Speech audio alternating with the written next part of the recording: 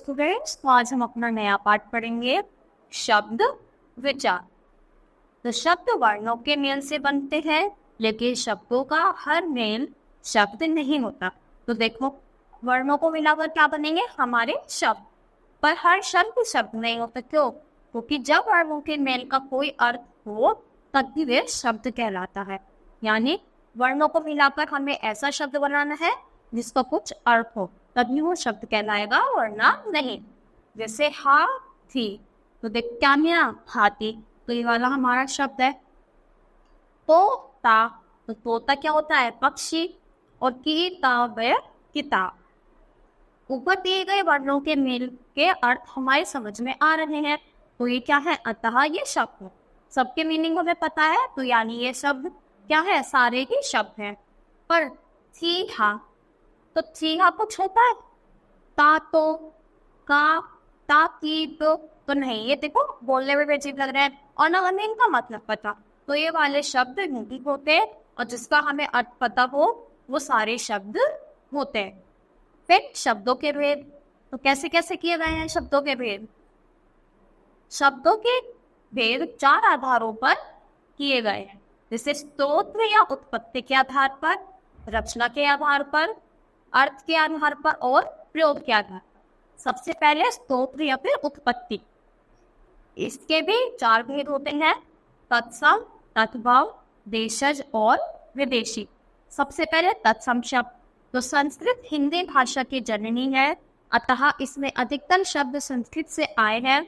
संस्कृत के जो शब्द हिंदी में जो के प्रयोग किए गए हैं वे तत्सम शब्द कहलाते हैं।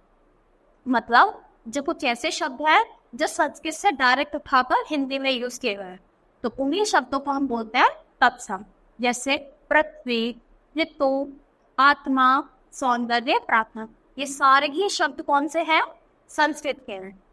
फिर तद्भव, तो संस्कृत के वे शब्द जो हिंदी में बदले हुए रूप में प्रयोग किए जाए, यानी है तो संस्कृत के शब्द पर उसमें हम बदलकर उनको हिंदी में यूज करते हैं, तो वो कौन से बन जाते हैं, तद्भव। जैसे काम तद्भव है पर कर्म है तत्सम, तो ये संस्कृत का शब्द है और इसको हम काम बोलेंगे तो ये तद्भव बन जाएगा। चंद्रमा चांद को बोलते हैं, दधी दही, को कुआ, सर्प सांप, जिसमें सा आ जाए यानी संस्कृत वाले शब्द है, और भा वाले जिसमें सा ना आए मतलब वो हिंदी वाली शब्द है। ग्राम गांव, अंधकार अंधेरा, सत्य सच, रात्रि रात, आम्र आम, सूर्य सूरज, दुग्ध दूध, हाथ हस्त, नग्न नग्ना, दंत और दांत। देशज, वो शब्द आंचलिक बोलियों और जनभाषियों से हिंदी में आए हैं वे देश शब्द कहलाते हैं, जैसे पगड़ी, मिर्च, फटाफट, पापड़, जूता। तो देशज यानी जो देश वाले शब्द हैं हमारे, वो जो भी हमारे देश में शब्द बोले जाते हैं उनकी उत्पत्ति वहीं से हुई है, वो हो जाएंगे देशज शब्द। और विदेशी, जो विदेश भाषा से लिए गए हो उन्हें विदेशी शब्द बोलते हैं, यानी बाहर वाली भाषा। जैसे अरबी, फारसी, अंग्रेजी, इन शब्द से जो हम शब्द ले लेते हैं वो आ जाएंगे विदेशी। तो अरबी फारसी वाले शब्द देखो, अखबार, अमीर, औरत, औलाद, इरादा, किताब, खबर, तो ये सारे ही शब्द क्या है, हिंदी में प्रयोग किए जाते हैं, पर ये कहाँ से गए हैं, अरबी और फारसी से। फिर अंग्रेजी शब्द है, तो ice cream, company, conductor, driver, doctor, बस, मशीन, ये सारे शब्द हैं जो अंग्रेजी भाषा से लिए गए। फिर रचना के आधार पर 3 भेद होते हैं, रूढ़ शब्द, यौगिक, योग रूढ़ और यौगिक।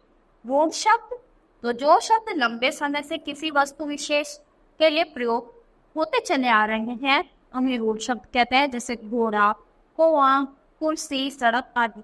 तो इन शब्दों के साधक खंड नहीं हो सकते, यानी इनके टुकड़े नहीं हो सकते। और यौगिक, तो जब रूढ़ शब्द में किसी शब्द या शब्दांश का योग होता है तो इस प्रकार बन जाते हैं, शब्द को क्या बोलते हैं, यौगिक। जैसे राज और भवन को मिलाकर क्या बना, राजभवन, यानी राजा का भवन। दवाखाना, तो दवा और खाना से मिला दवाखाना, जहाँ पर दवाइयाँ मिलती है। रण और भूमि, रणभूमि। रसोई और घर, रसोई घर। तो यौगिक शब्द के सार्थक खंड हो सकते हैं। देखो इनके खंड हो सकते हैं, हम टुकड़े कर सकते हैं और उनका मतलब भी होगा, पर इनको हम नहीं तोड़ सकते। घोड़ा, तो घोड़ा को हम किससे तोड़ेंगे? घो और डा में, जिनका अकेले का कुछ मतलब नहीं होता। तो ऐसे शब्द वो होंगे और जिसका अलग अलग भी मतलब हो जाए तो वो यौगिक शब्द। फिर योग शब्द, तो जो शब्द यौगिक शब्दों की तरह दो या दो से अधिक शब्दों के मेल से बने होते हैं लेकिन किसी विशेष अर्थ में प्रयोग किए जाते हैं, वे योग कहलाते हैं। तो जय नय जय क्या बना? जलज, और जलज किसको बोलते हैं? कमल के लिए रूढ़। दशमुख, दशमुखों वाला कौन होता है? रावण। वंशीधर, वंशीधर हम बोलते हैं श्री कृष्ण। तो बात तो हो रही है पर किसी और के लिए। तो देखो कमल को हम बोलते हैं जलज, रावण को बोलते हैं दशमुख वाला, और श्री कृष्ण को बोलते हैं वंशीधर। तो ऐसे शब्द आ जाएंगे हमारे योग रूप में। फिर अर्थ के आधार पर, तो अर्थ के आधार पर 4 भेद होते हैं: एकार्थी, अनेकार्थी, पर्यायवाची और विलोम। सबसे पहले एकार्थी, तो जिन शब्दों का केवल एक ही अर्थ हो यानी एक ही मतलब हो उन्हें एकार्थी शब्द कहते हैं, जैसे सूरज, आग, कमल, पुस्तक, कबूतर, बच्चा आदि। अनेकार्थी, जिनके अनेक अर्थ हो, कई अर्थ हो, उन्हें अनेकार्थी बोलते हैं। जैसे कनक को क्या बोल सकते हैं हम? सोना, धतूरा, गुरु को शिक्षक, भारी, अंबर को आकाश, वस्त्र बादल, और फल को पेड़ का फल भी होता है और परिणाम भी होता है। पर्यायवाची, जिन शब्दों का लगभग समान अर्थ हो यानी जो शब्दों का सबका मीनिंग एक ही हो उन्हें पर्यायवाची या समानार्थी शब्द कहते हैं। जैसे पानी, अम्बु, जल, नेर, तोय, बारी, यही सब सारे शब्द पानी के लिए यूज किए गए हैं। बादल, अम्बुद, जलद, नेरद, पोया, तो बारिश, तो ये सारे क्या होते हैं? सब अलग अलग शब्द है पर सबका मीनिंग क्या है? सेम ही है। तो ऐसे हो जाते हैं पर्यायवाची। फिर विलोम, जो उल्टा मतलब रखते हो, जो एक दूसरे से विपरीत हो यानी उल्टे हो। तो अंधकार, प्रकाश यानी अंधेरा और रोशनी, आगे पीछे, प्राचीन नवीन, अच्छा बुरा, ऊपर नीचे, सत्य असत्य, पाप पुण्य, सुख दुख, ठंडा और गर्म।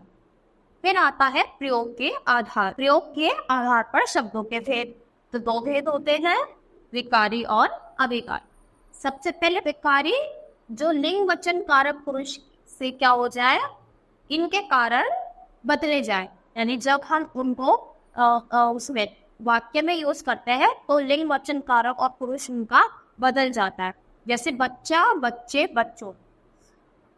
तो बच्चा खेल रहा है, तो देखो रहा है, बच्चे खेल रहे हैं, और बच्चों वहां मत जाओ। तो देखो बच्चा खेल रहा है और बच्चे खेल रहे हैं, तो इनके अकॉर्डिंग हमारे ये भी चेंज हो जाते हैं। तो वह, उसने, उसको, उसे, वे, उन्होंने, उनको, ये सारे ही शब्द क्या है? बदल जाते हैं। संज्ञा, सर्वनाम, विशेषण और क्रिया, ये सारे ही किस में आते हैं? हमारे विकारी शब्द में, यानी संज्ञा भी बदल जाती है, सर्वनाम भी, विशेषण भी और क्रिया। अब अविकारी, जो के त्यों रहते हैं यानी किसी में भी यूज हो जाए वो चेंज नहीं होंगे। तो कब, क्यों, कहाँ, तो लड़का कहाँ जा रहा है, लड़के कहाँ जा रहे हैं, लड़की कहाँ जा रही है, तो कुछ भी चेंज हो जाए वो ऐसा का ऐसा ही यूज होंगे। तो ये सारे शब्द क्या है? हमारे अविकारी। और इसमें कौन कौन आता है? क्रिया विशेषण, संबंध बोधक, समुच्चय बोधक और विस्मयाति बोधक, ये सारे ही क्या है? अविकारी शब्द। तो बच्चों इसी के साथ हमारा ये पाठ यहीं पर खत्म होता है। तो आज के लिए इतना ही। Thank you.